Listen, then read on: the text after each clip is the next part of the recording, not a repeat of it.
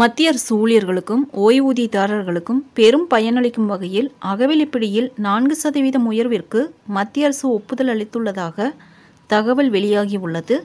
இந்த உயர்வு 2025 ஜூலை 1ஆம் தேதி முதல் முன்தேதியிட்டு அமலுக்கு வரும் என்று தகவல் வெளியாகி, இதன் மூலம் அகவிலைப்படி 55%இலிருந்து 59%ஆக உயரும்.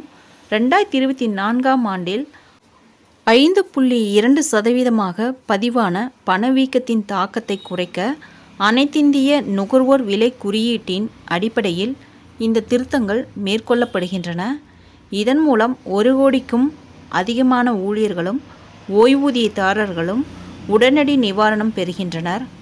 அகவிலைப்படி உயர்வு ஒவ்வொரு 6 மாதங்களுக்கும் ஒருமுறை தொழில்துறை தொழிலாளர்களுக்கான அகில இந்திய நுகர்வோர் விலை குறியீட்டின் அடிப்படையில் பணவீக்கத்திற்கு ஈடு கொடுக்கும் வகையில் திருத்தப்படுகிறது. இந்த குறியீடு ஜனவரி 2025இல் 143.2 புள்ளிகளில் இருந்து மே 2025இல் 144 புள்ளிகளாக உயர்ந்துள்ளது. மேலும் ஜூன் மாதத்திற்கு 0.5 புள்ளிகள் கூடுதல் உயர்வு எதிர்பார்க்கப்படுகிறது. இந்த தரவுகளின் அடிப்படையில் 4% அகவிலைப்படி உயர்வு நியாயப்படுத்தப்படுகிறது. 7வது ஊதிய குழுவின்படி அகவிலைப்படி சதவீதம் கீழ்கண்ட சூத்திரத்தின் மூலம் கணக்கிடப்படுகிறது. இந்த அகவிலைப்படி உயர்வு ஊழியர்களுக்கு கணிசமான நிதி பலன்களை அளிக்கும். உதாரணமாக, மாத மொத்த சம்பளம் 18,000 பெறும் ஊழியர்களுக்கு அகவிலைப்படியாக கூடுதலாக ரூபாய் 720 கிடைக்கும். ஆண்டுக்கு ரூபாய் 8,640 அதிகரிக்கும். அவர்களது அகவிலைப்படி 9,900 இருந்து 10,620 உயரும். அடிப்படை ஊதியம் 50,000 பெறும் ஊழியர்களுக்கு அகவிலைப்படியாக மாதத்திற்கு ரூபாய் 2,000 அதிகரித்து 27,500 இருந்து ரூபாய் 29,500 உயரும். இதே போன்ற உயர்வுகள் ஓய்வூதியதாரர்களுக்கும் அகவிலை நிவாரணமாக வழங்கப்படும். இது மருத்துவம் மற்றும் இதர செலவுகளை சமாளிக்க உதவும்.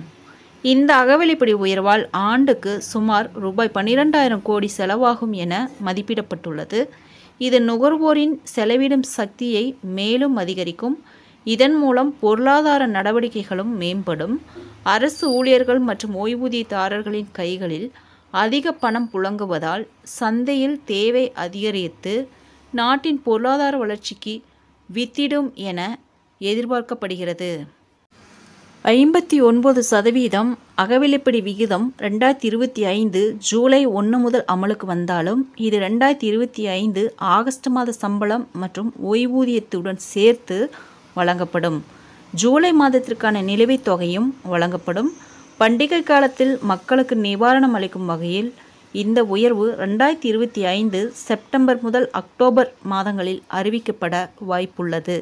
எனவே ஊழியர்களும் ஓய்வூதியதாரர்களும் தங்களது வங்கிக் கணக்கு விவரங்கள் சரியான முறையில் சரிபார்க்கப்பட்டுள்ளதா என்பதை சம்பந்தப்பட்ட துறைகளில் உறுதி செய்து கொள்வது நல்லது. இந்த நேரடி பரிமாற்றங்கள் தாமதமின்றி பணத்தை பெறுவதை உறுதி செய்யும். ஃப்ரெண்ட்ஸ், இந்த தகவல் உங்களுக்கு யூஸ்ஃபுல்லாக இருந்தால் என்னோட சேனலை சப்ஸ்கிரைப் பண்ணுங்கள், லைக் பண்ணுங்கள், மற்ற நண்பர்களுக்கும் இந்த வீடியோவை ஷேர் பண்ணுங்கள். தேங்க்ஸ் ஃபார் வாட்சிங்.